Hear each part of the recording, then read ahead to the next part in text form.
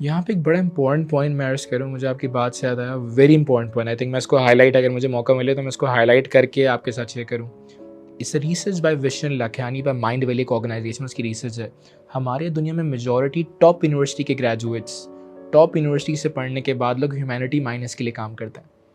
Humanity minus क्या है? वो कंपनीज जो कैसे प्रोडक्ट्स बनाती हैं जो कि ह्यूमैनिटी माइनस है।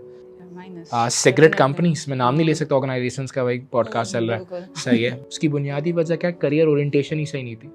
हमने बच्चों की करियर ओरिएंटेशन में ह्यूमैनिटी प्लस डाला ही नहीं है। आजकल के बच्चों के करियर ओरिएंटेशन में पैसा बहुत ज़्यादा है। जस्ट लाइक बहुत से लोग जब पॉडकास्ट की बात सुनते हैं, कंटेंट क्रिएशन की बात सुनते हैं, तो वो कौन सा कंटेंट बना रहे हैं?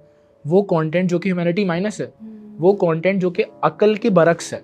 मजाक, शोगल लगाना, तफरीह, ये अकल को ज़ाया करने के लिए। अगर तुम ज़्यादा मजाक करते हो या मजाक करते हो तो अपनी अकल का एक बिट लूज़ कर देते हो। सो अगर आप करियर किसी भी फील्ड में जाना चाह रहे हैं, स्पेशली आप ये देखिए ज़रूर कि वो ह्यूमैनिटी प्लस होनी चाहिए। बहुत से करियर काउंसलर जिन्हें मैं जानता हूँ, वो स्पेशली वेस्ट में बहुत चीज़ कॉमन है। वो कहते हैं बस आप पैसे कमाइए, आप सब कुछ बेच दें, आप कुछ भी बेच दें, हमें मसला नहीं। हराम हलाल का कॉन्सेप्ट नहीं है, वैल्यूज़ का कॉन्सेप्ट नहीं है। सो करियर में पैसे वाली ओरिएंटेशन को सही करने की ज़रूरत है। कल्चर स्केप में दिखाया जा रहा है पैसा पैसा पैसा। मैं दोबारा स्ट्रिक्टली एडवाइस करूँगा, ह्यूमैनिटी प्लस का सोचिएगा, पैसा बहुत आएगा। अशफाक अहमद कहते हैं तुमने एक मोड़ पे जो नेक काम किया ना, वो नेक काम अगले मोड़ पे तुम्हारा इंतजार करता है। अब यहाँ बहुत एडवाइस है यंगस्टर्स के लिए, मैं एडवाइस दूंगा। मैं अफोर्ड नहीं कर सकता था career counsellings, career coachings, but मैं इन्फॉर्मेशन को तो अफोर्ड कर सकता हूँ। आज के दौर में इन्फॉर्मेशन बहुत चीप है। मैं हमेशा स्कूल्स में जाके कहता हूँ नॉलेज बहुत चीप है, इन स्किल बहुत चीप है। 1000 रुपये में, 2000 रुपये में इंग्लिश लैंग्वेज का कोर्स कीजिए। लेकिन सबसे महंगी चीज़ क्या है? Attitude. A lot of people are facing issues in their career, mid life career में। जब भी आपने बात की कि मिड लाइफ करियर में क्राइसिस आता है, उस क्राइसिस की बहुत बड़ी वजह एटीट्यूड है। एटीट्यूड क्या है? कौन सा एटीट्यूड? आई एम डन, बहुत सीख लिया यार, मैं तो पॉडकास्टर बन गई हूँ, मुझे क्या जरूरत है सवालात पर रिसर्च करने की, आइडियाज बिल्ड करने की, मुझे क्या जरूरत है? हम स्टक हो जाते हैं। I am done. भाई Al Biruni, one of the biggest name, वो भाई साहब मर रहे हैं, मतलब बिस्तर मर्ज पर है। शायद मैं लफ्ज गलत इस्तेमाल कर गया उनके लिए, मर्ग में। तो उनका दोस्त आया, कहता शागिर्द कि सर कैसे हैं आप, माजरत चाहता हूँ आप दुनिया से रुखसत हो। उन्होंने बोला एक बताओ आसमानों का क्या हाल है? वो कह रहे हैं बॉस आप मर रहे हैं, आप मर्ग पर हैं और आप ऊपर आसमानों का हाल पूछ रहे हैं। उन्होंने कहा तुम क्या चाहते हो, मैं जाहिल मरूं या आकिल?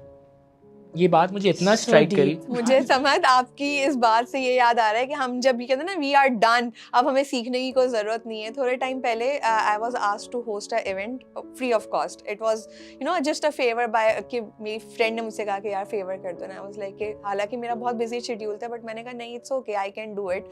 तो मैंने ये बात अपनी दूसरी फ्रेंड को बताई, तो उसका ये सवाल था कि are you charging for it? मैंने कहा नहीं, I am not charging for it, but मेरा कितना वास्ट एक्सपीरियंस होगा इस तरह की ऑडियंस को होस्ट करना, कितना कुछ मैं सीखूंगी। मुझे लगता है कि अब मैं जिस फील्ड में हूँ, I need such more experiences, more stage experiences. So my other friend asked me कि are you charging for it? तो मैंने कहा नहीं, I am not charging for it, I am just doing it for the experience. मेरा कितना vast experience होगा, बिल्कुल different नीश की ऑडियंस होंगी, I need to do it. तो लाइक नहीं, तुम्हें चार्ज करना चाहिए था, तुम्हारा वक्त कीमती है, and you are a brand, you should charge. तुम्हें ऐसी किसी जगह पे नहीं चले जाना चाहिए था। आई वाज लाइक यार कौन हूँ मैं, कहाँ हूँ, कितना मतलब मेरी लर्निंग रुक गई है अगर स्टेज पे आके, तो फिर ये मेरा अपना नुकसान है।